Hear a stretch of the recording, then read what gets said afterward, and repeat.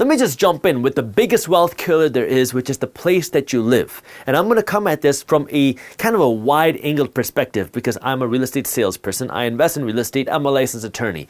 Now, when I was a real estate salesperson, one of the pitches that you get to help entice and close sales is you got to tell the buyers that this home that you're buying is the biggest and best investment that you're going to make. Now, when you pitch this home that you live in as an investment, it's easier to get somebody to buy bigger because remember, realtors are on commission, right? And so if I can tell you that this home that you're going to live in is going to help build generational wealth, you're going to help pass it on to your kids, and you're investing for the future. I mean, you don't want to just keep moving out of homes, so buy something a little bit bigger, a little bit nicer, which means more dollars. Now, what you want to understand about this is the home that you live in is not actually making you any money. And every time I say this, this makes a lot of people angry because people say, well, Jaspreet, I bought my home for $435,000. It's worth $585,000 today. What do you mean it's not making me any money? Well, the question is how much money actually went into your pocket?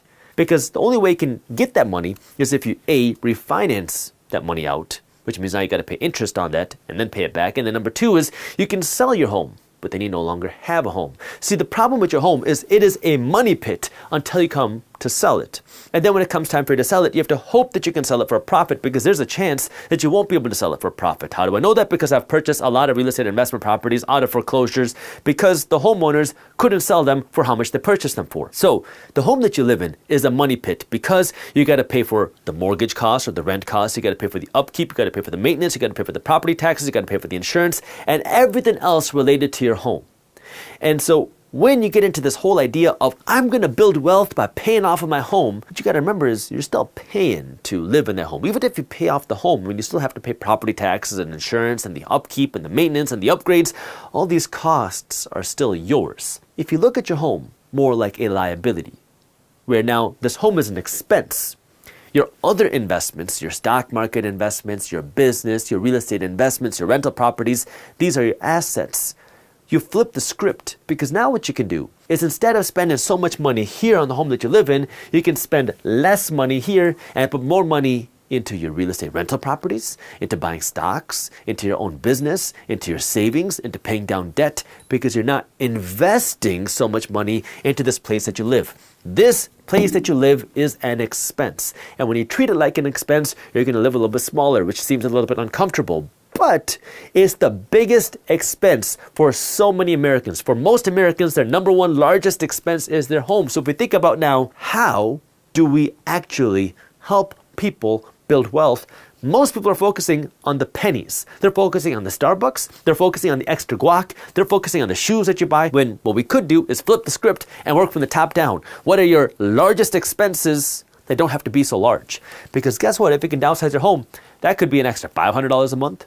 An extra $1,000 a month, an extra $2,500 a month, depending on where you live, which you could transfer into your investments that can actually help you build wealth. This brings me to number two, your car. If you don't like me after number one, you're definitely not going to like me after this. And the reason why I talk about your car is because we're going down the list, top to bottom. Your home is the biggest expense for most Americans. The second biggest expense for most Americans is your car. And your car is also a liability. The reason why it's a liability is because for 99.9% of people, as soon as you buy a car, it's going to drop in value. Every time you drive that car, it's going to drop in value. For every year you own that car, it's going to drop in value. And so now, when your car loses value, what do most people do? They go out to finance a car that they can't afford, which means you're paying interest on something that's losing value that has a limited time span. And this is where I want you to rethink this. Instead of buying such an expensive car, what if you use that $8,000 down payment that you used to buy the BMW to just buy an $8,000 car? Now, you get to still have a car which takes you from point A to point B, but you don't have the $800 monthly payment. It's a very different game. And the reason why this is so difficult is because you got a nice job. You went to college. You finally got this nice career. Maybe you got a couple of promotions. And now you're going to drive around in a beat-up Toyota Corolla? Doesn't make much sense. But see, the key is, what do you want? Do you want to build wealth or do you want to look like you're rich? Most people want to look like they're rich more than they want to actually be rich. But what's happening in America today, I'll just give you some statistics. About half of America today has zero investments. And what I mean by that is zero stock market investments, zero real estate investments, zero business investments, zero 401k investments, zero IRA investments, nothing. Half of America has no investments at all. Yet, At the same time, 1 out of 5 Americans that are going to buy a car today have a car payment, just the car payment, of more than $1,000 a month. If you're paying $1,000 a month for your car payment, but you're not putting $1,000 a month into your investments, your priorities are in the wrong place. But it doesn't even have to be $1,000 a month. If you're paying $500 a month to finance a car, but you're not putting the same amount of money into your investments, your priorities are in the wrong place. And this is where you got to understand, do you want to make BMW richer, or do you want to make yourself richer? And once you start answering that question, then you got to change what you do.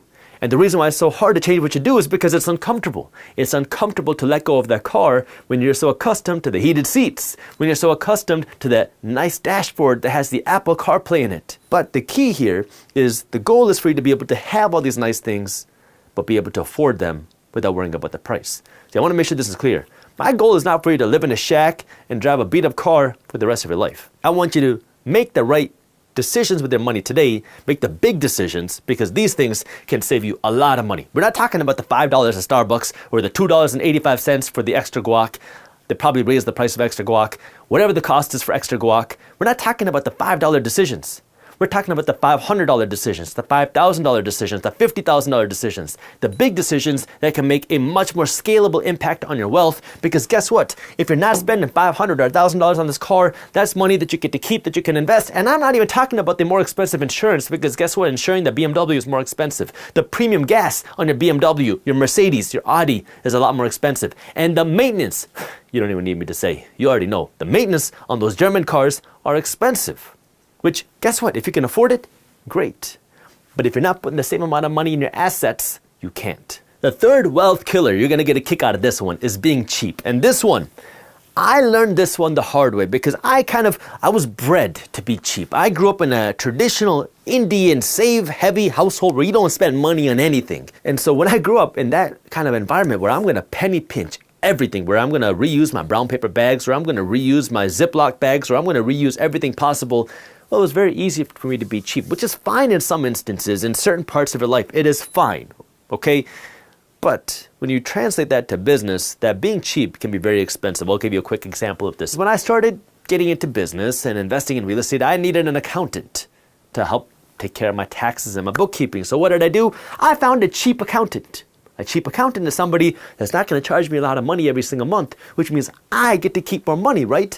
Well, yeah, maybe for a little while, until you realize that that cheap accountant is actually costing you a lot of money. What happened was this cheap accountant was doing my taxes late all the time. But I didn't really think much of it because my taxes were still getting filed, and maybe I paid a little penalties here and there, but at least I save a lot of money on my accounting fees. But then what really pushed me over the edge, I mean, I always never really liked the accountant because it was kind of always this like, I knew that things were not the best, but who cares because I'm saving money. I got a call one January. I'm in the office. And my accountant calls me and says, "Hey, Jaspreet, how you doing?" If your accountant's calling you, it's generally not good news. I said, "Hey, how's it going?" And he said, "Hey, Jaspreet, I need you to do me a little favor. Could you wire the IRS $100,000 by the end of the day today?" I said, "Excuse me?"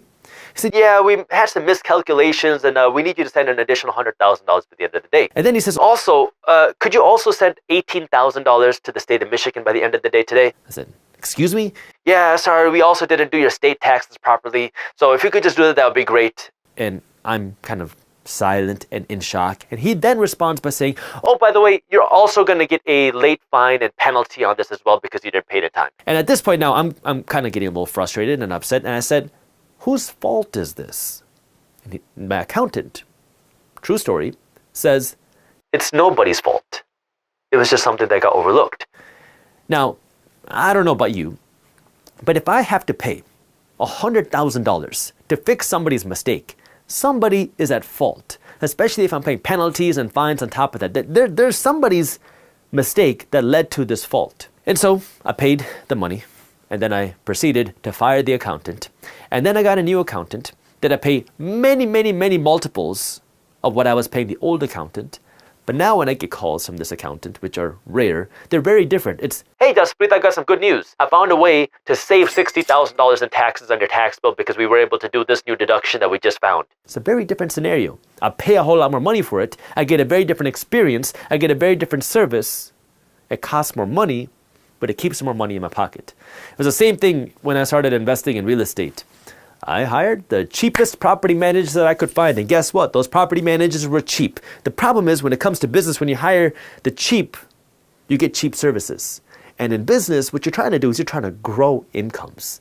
And when you hire cheap services, all your time, your effort, your energy is going in to manage the cheap services, so you don't have any time or energy or resources to actually focus on growth. And when I hired the cheap property managers, guess what? They didn't do their job. They're not working to increase the rents. They're not working to manage the properties. They're not working to manage the expenses. So now you have all these other expenses going out. Sure, my property management fee is low, but they're not doing any work. And they don't have any resources to actually take care of the properties. And now everything is getting messed up. And then when I realized this, I have to fire the property manager, and I realized that all the work, all the construction, all the maintenance that was done on the properties was done cheaply because it was managed by a cheap property manager. And now I have to pay to fix all the cheap mistakes. And it's even worse than when I had a cheap contractor, which I also had. Same thing. I had a cheap contractor. I paid him cheap dollars to do the work, which was fine in the beginning because it kept more money in my pocket. But then I realized that when you have a cheap contractor doing cheap work, the cheap work falls apart. And when the cheap work falls apart, now you got to pay a good contractor who costs more money to not just fix it, but they got to undo the work. So now it ends up costing multiples how much it would have cost if we would have just paid a good contractor, a good property manager, or a good accountant in the first place. If you enjoyed this clip and you want to continue your financial education journey, I have another video that I think you'll love. All you got to do is click that button right over there. And for those of you who want to stay up to date on the top finance and business news, you can join Market Briefs, my free financial newsletter, by clicking that button below. Thank you for watching, and I'll see you in the next one.